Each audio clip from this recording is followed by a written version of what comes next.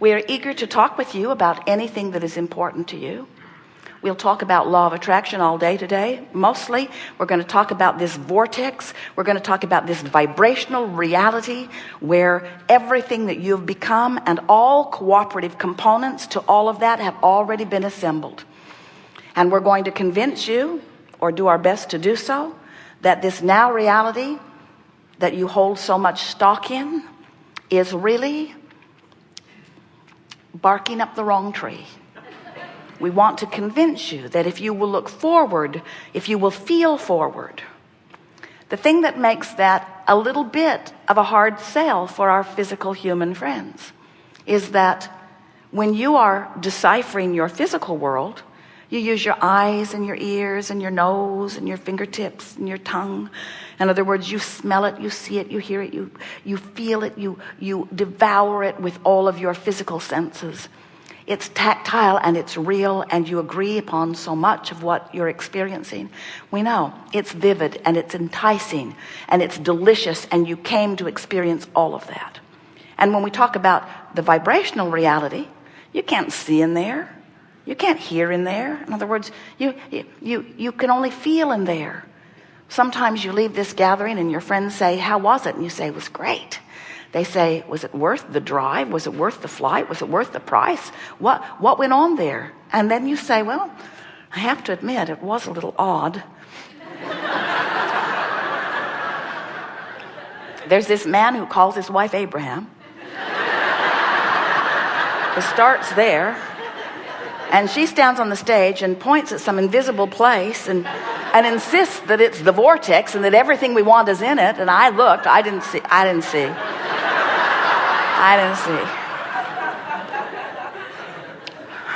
But when you accept this vibrational reality and you show yourself the realness of it by feeling yourself into it, and you let the feeling of love call you, you let the feeling of clarity call you, you care about how you feel.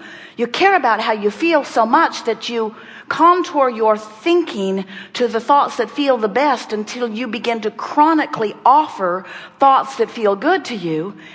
Then what happens is, from inside this vortex, things begin to occur to you. You get inspiration. Ideas occur to you that when you act on, manifest into wonderful things. All things manifest. But they're in the vortex in a place that you can't hear them or smell them or see them or taste them or touch them first, you see. And so that's really the hurdle that we have to accomplish with most of our physical friends. We have to convince you that if you will consistently feel your way into alignment, that then you will become one of the chronic cooperative components to your own desires. And when you are consistently a cooperative component, when you're on the same wavelength of your own desires, those desires must manifest into your experience. But here's the tripping point for so many of you.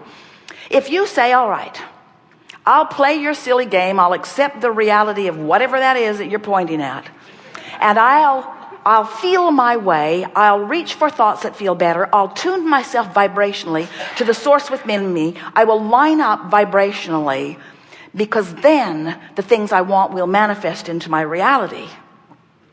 Now you've tripped yourself up again, because what you're saying is, I have this thing that isn't that I want, and I'm willing to do this stuff in order to get this thing that isn't. As long as your attention is upon this thing that isn't, you can't get into the vortex.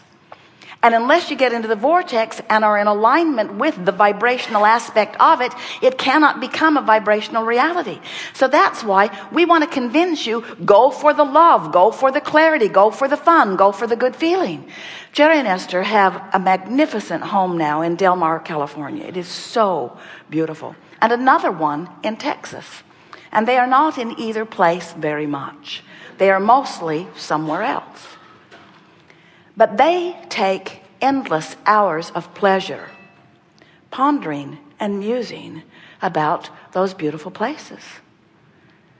Their friend, Eric, who has been instrumental in bringing all of these properties into final fruition, gathering the plants and doing the hardscape of the landscape and so forth. He will call them and he will say, just wanted to give you an update. And Jerry and Esther will pull off to the side of the road so that they can savor his 10 or 15 minute description of what's going on. And his description is not more than about the final outcome. He talks about how happy all of these his men are who are working on the project. He talks about how well they are working together and how creatively inspired they are, and how the ideas keep exploding, and how Jerry and Esther are just going to be knocked over when they see the culmination of what they've come up with. He talked about the man on the big earth mover who created some berms in Texas that are awesome, by Eric's words. And then he talked about the men that put the sprinkling systems on it, and the men that gathered the perfect plants. And then he talked about the overall feel, the way it unfolds as you drive into the property.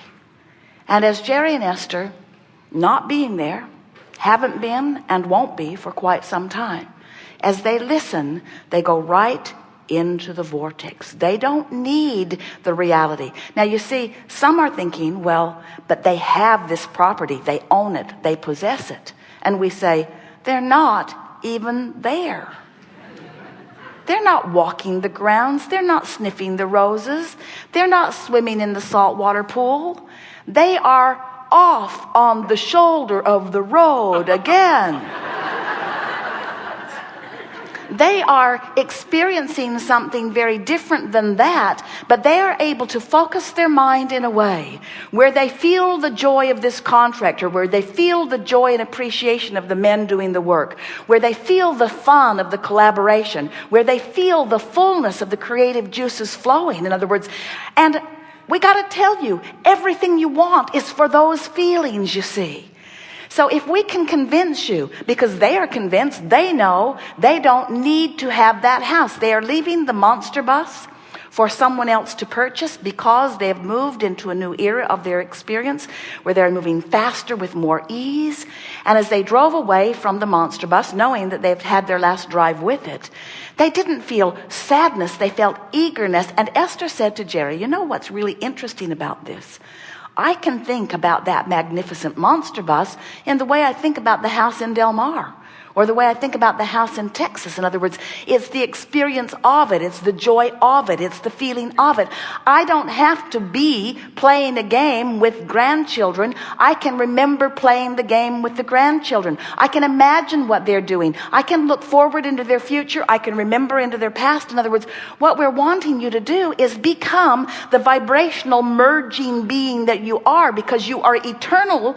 You are eternal thinkers. You are eternal beers, not havers, not doers. You are eternal vibrational beings, and everything you feel is about that vibrational beingness, that vibrational aligning, that vibrational alignment with who you are.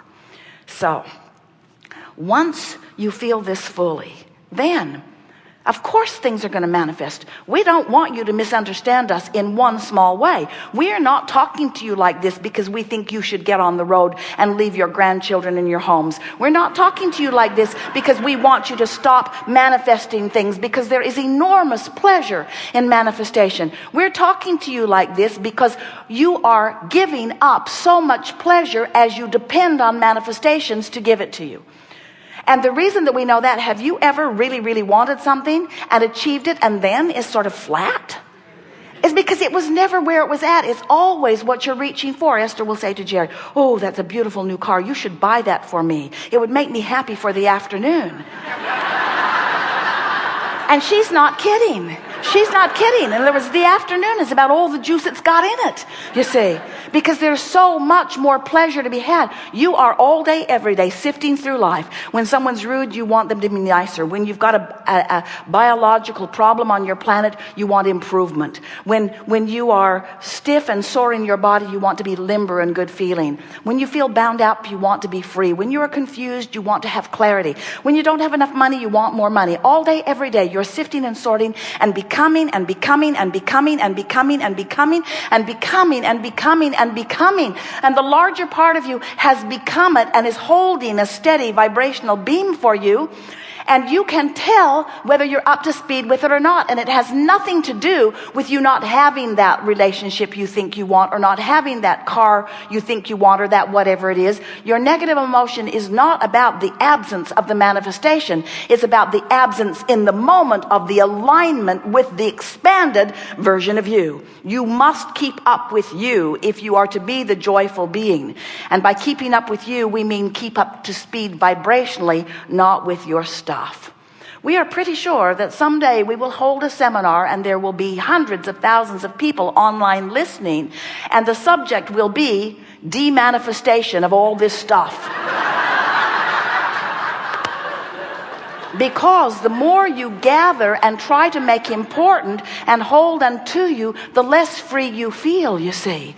Because your joy is in alignment with the fullness of that which you have become, not alignment with the stuff that you use in order to exaggerate your effectiveness or your power.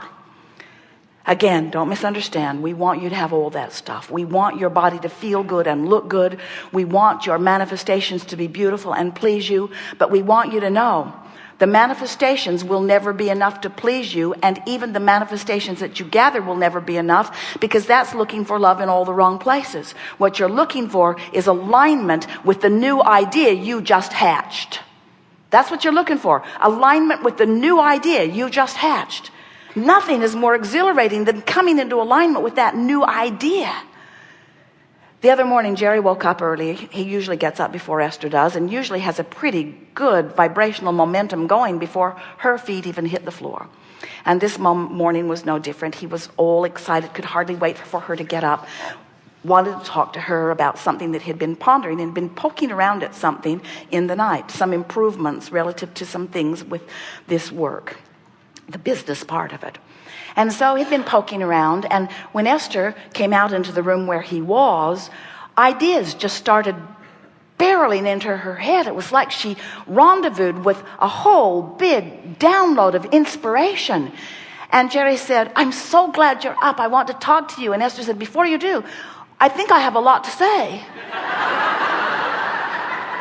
It's like Abraham wants to tell you all this stuff. So Jerry said, "I'm eager to hear." And Esther sat down and relaxed and asked us what was on our mind. And we explained to her that it wasn't that we had all this stuff we wanted to say. It was, as Jerry had been poking around at this problem, not really a problem, but a subject, but like a problem or a question, as he'd spent about 2 hours poking around at it. Anytime you're poking around at a question or a problem, and as that question or problem is coming into focus, the solution is coming into equivalent focus. So Jerry had really brought it into focus. He was all queued up, all full of questions and things that he'd been contemplating. And Esther woke up in the vortex. They are joined at the hip anyway. And as she walked into the room, she received a full, because she was a cooperative component to all of the solutions that Jerry had stirred up. Are you getting what we're talking about? In other words, we want you to feel the magnificence of the question which brings the answer. We are going to have a brilliant conversation here today because you have brilliant questions. You get what we're talking about?